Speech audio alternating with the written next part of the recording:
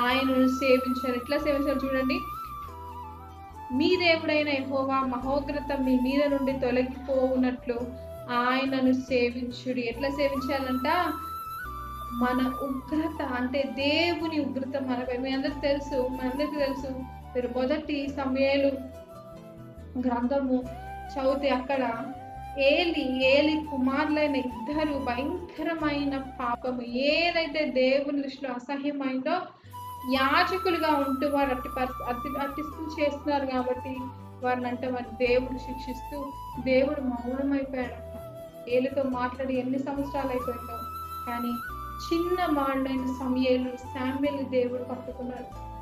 ఆయన ఉగ్రత నుంచి తప్పించడానికి సమూయేలును చిన్న బాలుని first profit, first spiritual leader of spiritual mentor of Israelites గా ఆయన ఉన్నాడు. కారణం ఏంటి తెలుసా?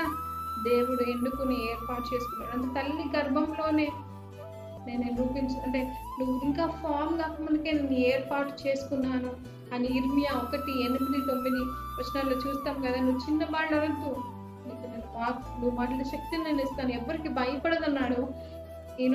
సమూయేలుతో కూడా చిన్న కొన్ని ఇయర్స్ ఉన్నప్పుడు దేవుడు మాట్లాడడం ప్రతి చిన్న దాంట్లో కూడా సమూయేలు నమ్మకంగా ఆయనని సేవించాడు. ఆయన అంటాడు, ప్రార్థన చేయకపోతే నేను పాపం చేసినట్లు, మీ అందరి కోసం నేను ప్రార్థన చేయకపోతే అంటే అంత డెడికేటెడ్ లైఫ్, అంత డెడికేటెడ్ సర్వెంట్ ఆఫ్ మ్యాన్ గా ఆయన ఉన్నాడు. ఈరోజు సేవ అంటున్నాం, దానికోసం ప్రయాసపడుతున్నాం, ప్రార్థనార్థం ఎన్నో చేస్తున్నాం. నువ్వు ఎక్కడ నిలబడ్డా ఒక దేవుని సువార్థికుడు కానీ సువార్థికురాలు నీ యొక్క కాలేజ్లో కానీ స్కూల్లో కానీ నీ యొక్క ఆఫీస్లో కానీ ఎక్కడ కూడా ఫ్యామిలీ లైఫ్లో కూడా నువ్వు సాక్షిగా ఉంటున్నావా? నువ్వు సాక్షిగా ఉంటున్నావు అన్నది ఆయన సేవించడం అంటే. నమ్మకంగా ఉంటే ఆయన సేవించినట్లే.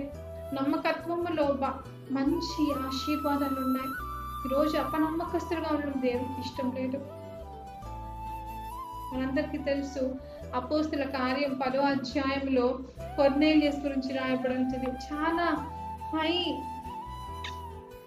జాబ్, ఒక రెజిమెంట్ కి కమాండర్ గా ఆయన ఉన్నాడు, ఇటాలియన్ రెజిమెంట్ కి. అంటే మంచి స్థానంలో ఉండి కూడా నమ్మకంగా ప్రార్థన చేసేవాడు, బైబిల్ చదివేవాడు, కుటుంబ సమేతంగా దేవుని ఆరాధించేవాడు. అంటే ఆ సమయాల్లో మరి ఆయనకున్న పేరును బట్టి బయటికి వెళ్ళి మరి మనలాగా వెళ్ళి చర్చిలో కూర్చొని ఆరాధించలేదేమో, కానీ కుటుంబంగా ఆయన చేసిన ప్రార్థనలు, యాచనలు, ఆయన గివింగ్, ఆయన సాక్రిఫిషియల్ గివింగ్, అంటే లేని వారికి హెల్ప్ చేసి అంతా కూడా దేవుడు అంగీకరించాడు. కారణం ఏంటంటే నిస్వార్థంగా నమ్మకంగా క్రమం తప్పకుండా చేశాడు. మనందరికీ తెలుసు, హన్నా ఒక మంచి చూడండి, చాలా బ్లెస్డ్ విమెన్. తను ఆమెకు రాస్తూ అంటది, 3వ అధ్యాయంలో రాస్తుంది, నేను అడిగితే దేవుడు నాకు ఇచ్చాడు, నేను ధన్యురాలు అయ్యానని ఉంటుంది.